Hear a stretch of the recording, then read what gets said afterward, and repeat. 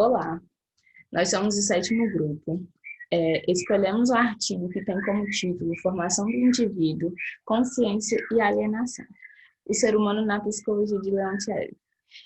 Nosso grupo é composto por Cindy Rani, Francisca Viviane, Leandro Henrique, Marília Francisca, Milene e Nadiane. Quem foi ele, né? Ele nasceu em 1903, faleceu em 1979, portanto, foi no ano de 2003 que se comemorou o centenário de nascimento dele, que foi um psicólogo soviético, e também, juntamente com Vygotsky, ele se tornou referência internacional, não só para a psicologia, mas também para outras áreas, como educação e sociologia.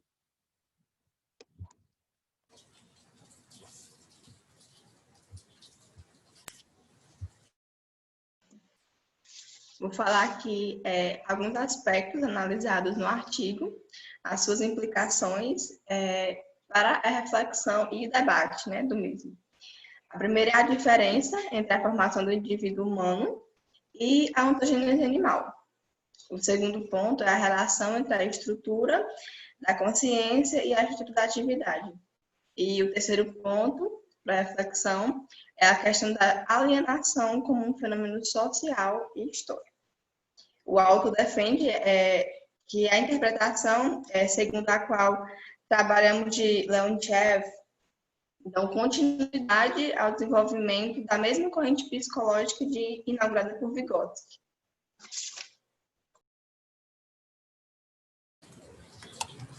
Então, basicamente, o artigo tem 3 pontos-chave, 3 perguntas que norteiam ele. E uma delas, no caso a primeira, é essa: como se forma um ser humano?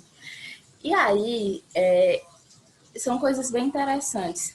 E analisando isso do ponto de vista marxista, lá diz que a resposta para essa pergunta, na perspectiva marxista, é a análise das diferenças entre a atividade humana e a atividade animal, ou seja, a caracterização daquilo que é próprio ao mundo, construído historicamente pelos seres humanos.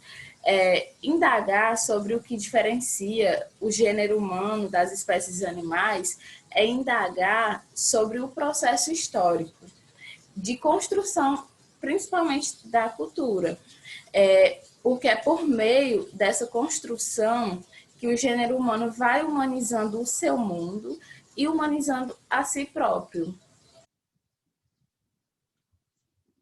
E aí tem essa segunda indagação, né, que é sobre o desenvolvimento histórico do gênero humano. Marx, ele entendia que o desenvolvimento histórico do gênero humano tem sido um processo contraditório e bem conflituoso, que é movido pela luta de classes e também pela contradição entre o desenvolvimento das forças produtivas e as relações sociais de produção.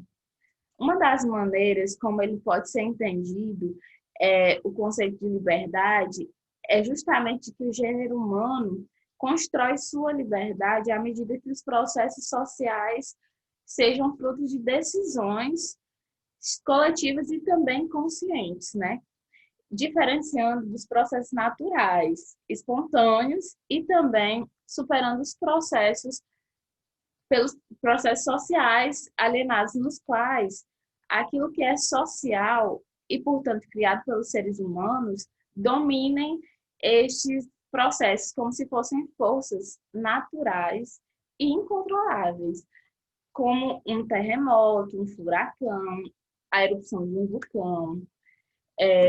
E aí eles têm como um aspecto central, tanto Marx quanto Leontief, que é de que os mesmos processos dialéticos que diferenciam a atividade humana da atividade animal são aqueles que produzem a historicidade do ser humano. Isso é, aquilo que move a história humana. É basicamente isso. Cindy vai dar uma continuação agora para vocês, tá?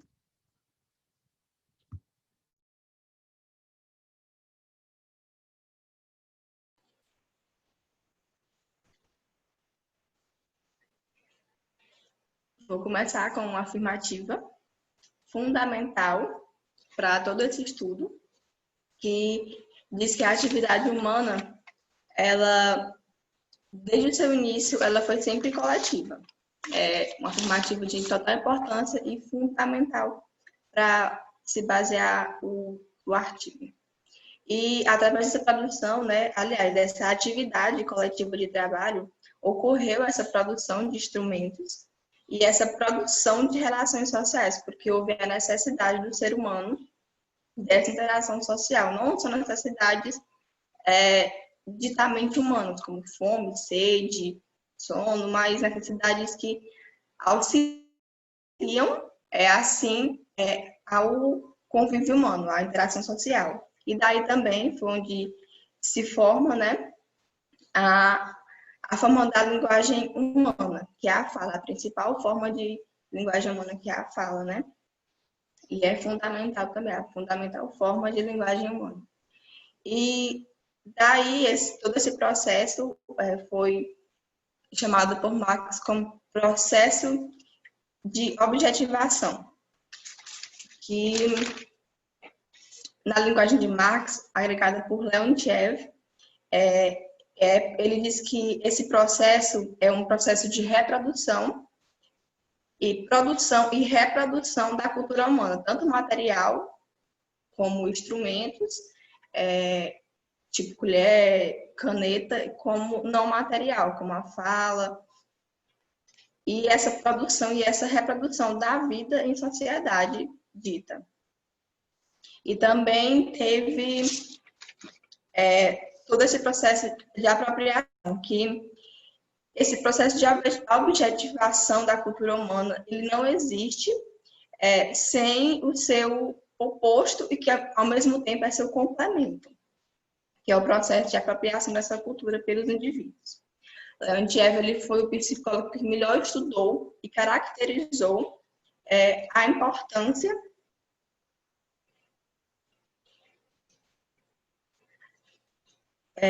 do processo de apropriação no campo da psicologia. E ele basicamente se divide em 3 características, o processo de apropriação. A primeira trata de um processo sempre ativo, onde o indivíduo realiza uma atividade, né, que ela reproduz os traços essenciais da atividade acumulativa no objeto. E a segunda característica, ele fala que é por meio dessa apropriação que são reproduzidas no indivíduo as aptidões e funções humanas historicamente formadas. E como terceira característica do processo de apropriação, assinalado por Leontiev, ele fala que esse processo é sempre mediatizado pelas relações entre os seres humanos e sendo, portanto, um processo de transmissão de experiência, né? De contato humano. Então, esse é um processo completamente educativo. Eu vou passar minha palavra para Leandro Henrique, que vai dar continuidade. Olá. Passa a slide, por favor.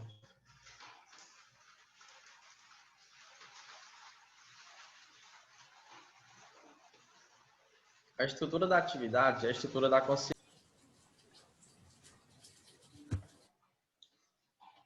Gravou a parte de síntese toda?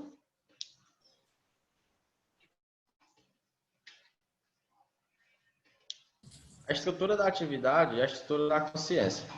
Eu vou falar um pouco sobre a estrutura da atividade humana, aí eu vou dar uma pincelada na estrutura da atividade animal e ao final eu faço uma correlação. Como a gente já falou anteriormente, a atividade humana, desde seus primórdios, tem sido sempre uma atividade que envolve relações objetivas entre o indivíduo e o restante da coletividade, qual ele faz parte. Por exemplo, lascar a pedra e usá-la como um instrumento de caça, a lança, isso não foi uma atividade solitária, mas sim uma parte de uma atividade coletiva.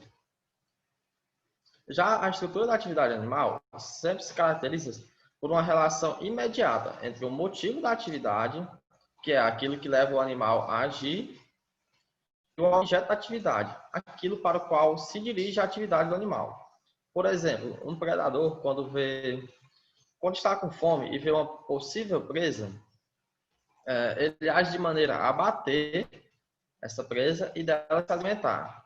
O motivo da atividade, nesse caso, é a necessidade de alimento. Motivo esse que está em relação direta com a atividade realizada pelo animal, ou seja, a atividade de perseguir e abater a presa. Dizendo a mesma coisa, em outras palavras, existe na atividade animal uma relação direta entre o conteúdo da atividade, que é o que o animal faz, e o motivo da atividade, porque o animal está fazendo essa atividade. Do ponto de vista dos processos psicológicos, há uma fusão na mente do predador entre a necessidade de alimento e o animal a ser perseguido e abatido. Na psicologia animal, o objeto não se distingue da necessidade do ser que age sobre esse objeto. Já, e diferente da atividade animal, na atividade humana, deixa de existir essa relação imediata entre o motivo e o objeto da atividade, surgindo uma outra mais complexa estrutura de atividade, bem como uma estrutura psicológica bem mais complexa. Por exemplo, a estrutura da atividade por Leontiev faz uma diferenciação entre a atividade e a ação, e dá como exemplo, aqui já mencionada, aquela prática de você lascar a pedra para fazer um instrumento de caça. Outra atividade que explica bem é a de acender o fogo e manter aquecido para assar a caça. Continuando o exemplo, a gente vai pegar como exemplo um pequeno grupo de caça, onde eles se dividem em dois grupos. O primeiro grupo, constituído pela maioria dos caçadores, ficaria à espreita num lugar previamente estabelecido, no qual seria mais fácil encurralar uma presa e abater o animal. O outro ficará, que aqui será chamado de batedores, ficará um grupo de pessoas que eles não precisam nem ter armas na mão, nada. Eles só precisam fazer barulho, gritar, que é espantar a presa para que ela vá ao encontro dos que estão à espreita para abaterem e assim conseguirem o alimento. A função do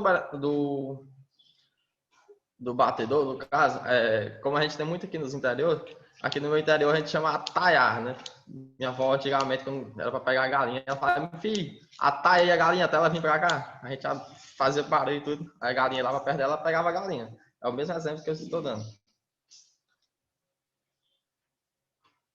Se nós vermos apenas do ponto de vista da necessidade, que no caso é o motivo que leva o batedor a agir, é a fome. Mas agindo como ele está agindo, que no caso só espantando a presa, ele não saciaria não satisfaria a sua fome. O que dá sentido à atividade do indivíduo, ou seja, conecta a sua ação ao motivo, é a relação social existente entre ele e o restante do grupo.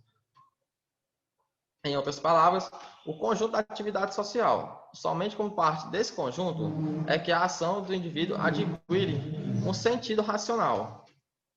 A mesma coisa podemos dizer com relação às demais ações que compõem a atividade dada como exemplo. Os indivíduos que ficam escondidos, esperando pelo que os animais viriam ao seu encontro, agiram assim porque sabiam que o batedor espantaria os animais em sua direção. Se assim não fosse, a ação de ficar escondido seria tão desprezível de sentido quanto a ação de espantar os animais. No início do exemplo, eu mencionei que algum indivíduo teria realizado a ação de fazer o fogo e preservá-lo aceso. Podemos dizer que essa ação realiza direta e imediata entre a ação de acender o fogo e a necessidade que constitui a ação que é a fome? Respondendo essa pergunta, obviamente que não. Acender o fogo não mata a fome. Acender o fogo, no máximo, esquenta do frio. A ação... Mas já que ele participa de um coletivo, que sabe que está esperando a presa, esse fogo vai servir para assar a carne e depois comerem.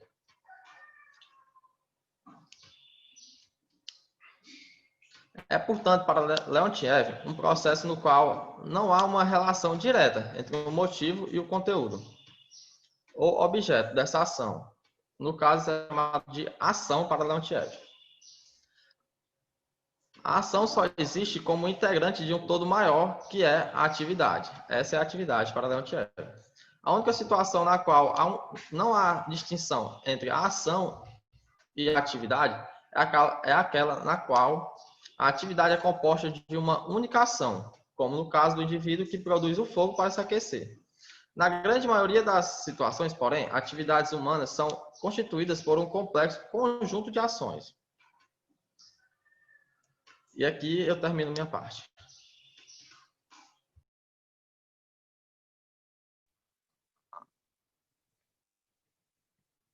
Bom, e eu vou falar um pouco das ações, continuando o que Leandro falou, das ações tanto diretas quanto indiretas. Aí, como foi mencionado antes, eu vou continuar no exemplo do fogo, que fala que quando algum indivíduo teria realizado a ação de fazer o fogo e preservá-lo aceso, a ação de fazer o fogo não podemos dizer que é uma relação direta entre a ação de acender o fogo e a necessidade que se constitui o motivo da primeira ação.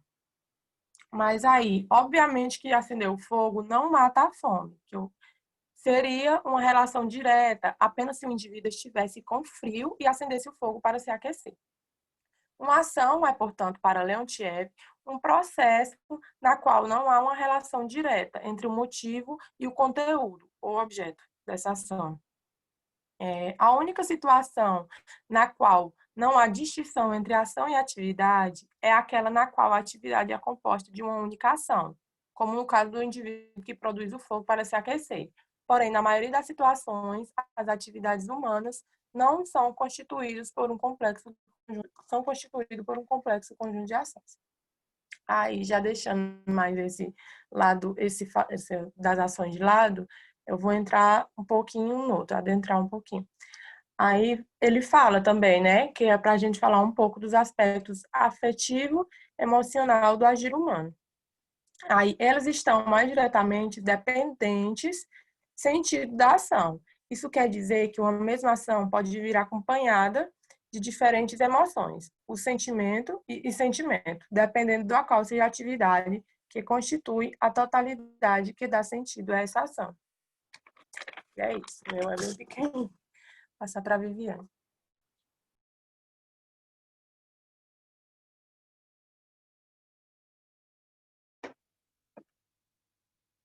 Olá, gente. Eu vou falar um pouco sobre a alienação como funcionamento social e histórico.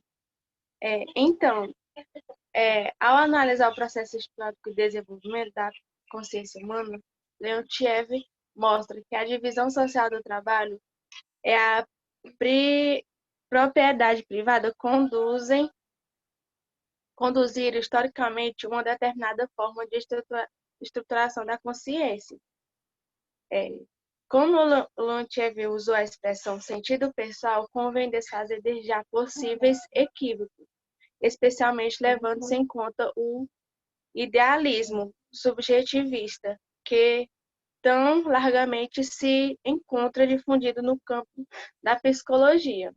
Esse tipo de concepção subjetiva, no exemplo apresentado, o sentido pessoal e produzido pelas condições subjetivas de vida do operário, que leva a vender sua força de trabalho em troca de salário. Também, para o capitalista, o sentido da atividade é dado pelo que, digamos, retorno financeiro da atividade. Nesse caso, não é o salário, mas o aumento do capital.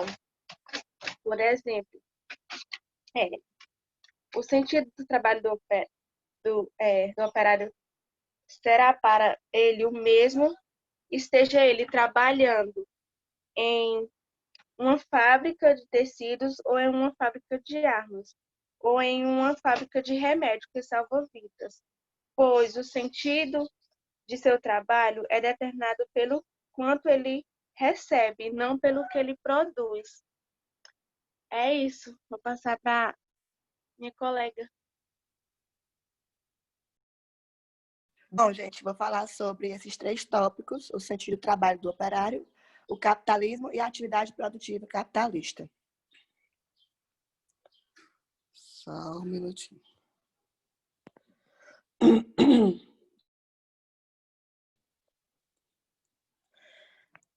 O sentido do trabalho do operário poderá mudar, e ainda principalmente numa situação de organização coletiva com vistas à luta contra a exploração do trabalho e a luta que tem por horizonte a própria superação das relações sociais capitalistas.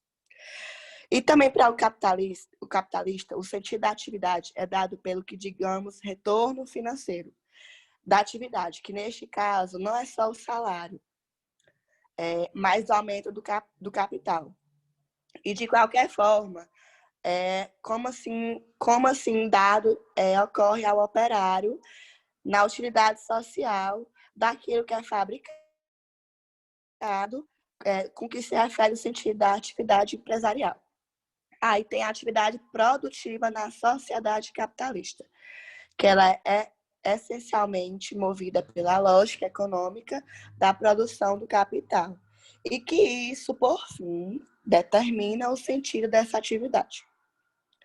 Como estamos falando de uma sociedade capitalista, o sentido da atividade do operário tem como parte necessária do processo, né, da produção do capital, trocar uma força de trabalho, como se na análise formulada por Marx o valor da troca é indiferente ou o uso da mercadoria. No caso dessa mercadoria específica, a força de trabalho, o seu valor de troca é indiferente ao trabalho concreto, ou seja, o conteúdo da ação concreta do operário. Sendo assim, não apenas para o operário, com o sentido do seu trabalho, que dissocia do conteúdo deste, mas também para a sociedade esse fenômeno ocorre bem melhor. No caso da sociedade, essa dissociação entre o conteúdo do que é produzido e o sentido tem a produção que se reflete na separação, por muitas vezes um conflito entre a chamada esfera econômica e as demais esferas da vida social. Como, por exemplo, o governo de um país festeja o reaquecimento da indústria automobilística. O que está sendo considerado é apenas o efeito do reaquecimento sobre a economia nacional. Digamos, geração de empregos. Então, o governo de um país festeja, nesse caso, o sentido desse aumento. Sentido esse que é dado pela lógica econômica capitalista. Imagine-se, por exemplo, que a indústria tabagista de um país alcançasse o crescimento sem precedentes no curto espaço de tempo. Isso decorre do aumento explosivo do consumo interno para o produto dessa indústria. No que se refere aos processos psicológicos, essa ruptura entre o sentido e o significado das ações humanas tem como uma das suas consequências o cercamento do processo do desenvolvimento da personalidade humana. Gente, isso também ocorre porque o indivíduo, por vender sua força de trabalho, e em decorrência disso, tem sentido de sua atividade como um dissociado do conteúdo dessa atividade, que acaba distanciando o núcleo da sua personalidade para a atividade de trabalho. Por fim, e já encaminhando para a conclusão desse trabalho, desse artigo, outra forma na qual aparece a temática da alienação nos trabalhos de Leontiev. É a criação de todos os obstáculos por parte da sociedade capitalista e a apropriação da cultura humana pelos indivíduos. Ou, dizendo em outras palavras, trata-se de uma apropriação privada da cultura material e intelectual produzida para uma coletividade que deveria construir esse patrimônio de todos os seres. E aqui eu encerro a minha parte. Muito obrigado a todos por assistirem. E não esqueça de deixar seu like. Desculpa, eu sempre quis dizer isso. Essas são as nossas referências.